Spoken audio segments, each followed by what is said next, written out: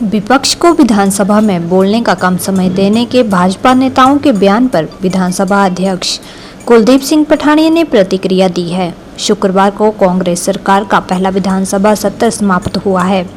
विपक्ष के बयानों पर अब विधानसभा अध्यक्ष कुलदीप सिंह पठानिया ने पलटवार करते हुए कहा कि सवाल उठाने वाले विधायक और पूर्व विधानसभा अध्यक्ष विपिन परमार को 33 मिनट बोलने का वक्त मिला है। उन्होंने कहा कि ये गलत बयान दिया गया है, जबकि भाजपा विधायकों को पहले ही घर जाने की जल्दी थी। विधानसभा अध्यक्ष कुलदीप सिंह पठानिया ने विधानसभा सत्र समाप्त होने के बाद धर्मशाला से शनिवार को शिमला जा रहे थे और इस दौरान कुछ देर के लिए वे सर्किट हाउस हमीरपुर में रुके। यहाँ पर मीडिया कर्मियों से बातचीत करते हुए उन्होंने कहा कि विधानसभा के पहले सत्र के दौरान सत्ता पक्ष और विपक्ष को बोलने का बराबर मौका दिया गया है। विपक्ष की तरफ से निराधार बयानबाजी की जा रही है। पूर्व विधानसभा अध्यक्ष विपिन परमार भली भांति विधानसभा के नियमों को जानते हैं, उसके बावजूद ये बयानबाजी करना गलत बात है। विधानसभा अध्यक्ष ने पहले सत्र के अनुभव के सवाल पर कहा कि वे लंबे समय से विधानसभा सदस्य चुनकर आते रहे हैं, लेकिन विधानसभा अध्यक्ष के तौर पर उनका यह पहला सत्र था। पहले विधानसभा सत्र में उन्होंने प्रयास किया है कि सत्ता पक्ष और विपक्ष को बोलने का बराबर मौका मिले और वे निष्पक्षता से कार्य करें। उन्होंने कहा कि सदन में 23 सदस्य पहली दफा विधायक बनकर पहुंचे हैं और उनका प्रयास रहेगा कि इन विधायकों को बोलने का बराबर मौका मिले। सत्ता दल विपक्ष के साथ ही आजाद विधायकों को भी बोलने का बराबर मौका दिया जाएगा।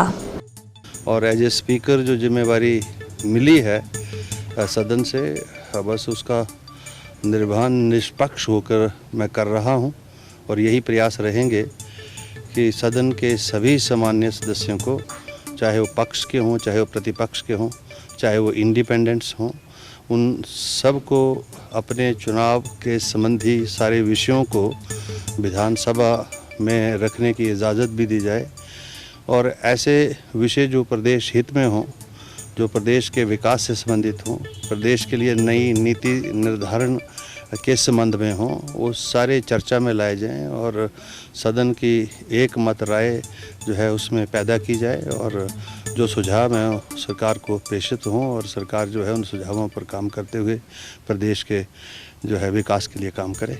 वो बड़ा गलत वक्तव्य है उनका, क्योंकि जब वो अंदर प्रोटेस्ट करके जा रहे थे तो मैंने उनसे ये जानकारी जाननी चाहिए कि आप बाहर प्रोटेस्ट किस विषय को लेके जा रहे हैं, क्योंकि समय था सदन के अंदर और उनकी जो दी हुई लिस्ट थी वो एग्जॉस्ट हो चुकी थी।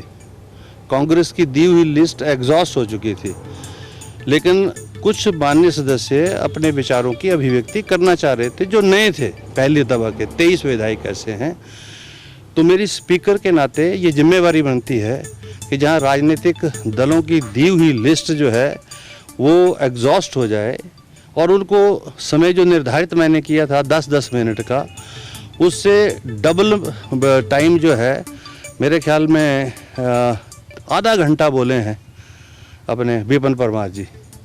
आधा घंटा कोई सदस्य नहीं बोला, 33 मिनट बोले हो। ने कहा है कि 23 जो नए विधायक हैं उनको जब उनको मैं पूरा गार्ड भी दूंगा, संरक्षण भी दूंगा और जो भी विषय वो अपने चुनाव क्षेत्र के संबंध लाएंगे मैंने कहा पूरी तरह से रखे जाएंगे। जहां उनको सपोर्ट की जरूरत होगी चेयर की, वो भी दी जाएगी। तो उसी सिलसिले में कार्रवाई हो रही थी और वो चाह रहे थे दरअसल में घर जाना, वो सदन में बैठना नहीं चाह रहे थे। पहले तो मेरे पास आए कि जी डी पोलो में हमने रात को ठहरना है, उसका अरेंजमेंट कर दो, तो हमने कर दिया और सुबह तक उसकी इजाज़त भी दे दी।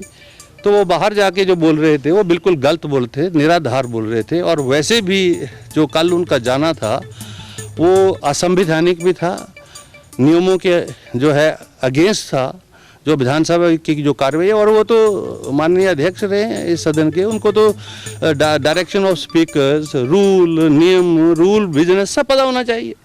की स्थिति नहीं है। सरकार जो है एक एक कदम फूंक के रख रही है, ऐसे नहीं है जयराम की सरकार की तरह।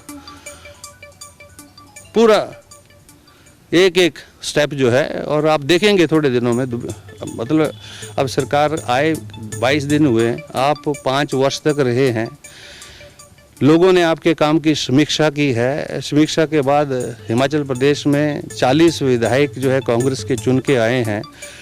तो लोगों का मत है, विश्वास है, तभी आए हैं वो, मेजॉरिटी में आए हैं। बहुत सारी सीटें हमने 100, 200, 150 वोटों में खोई हैं दोनों तरफ। 15 सीटें तो ऐसी हैं जो डिसाइड इस तरीके से हुई हैं।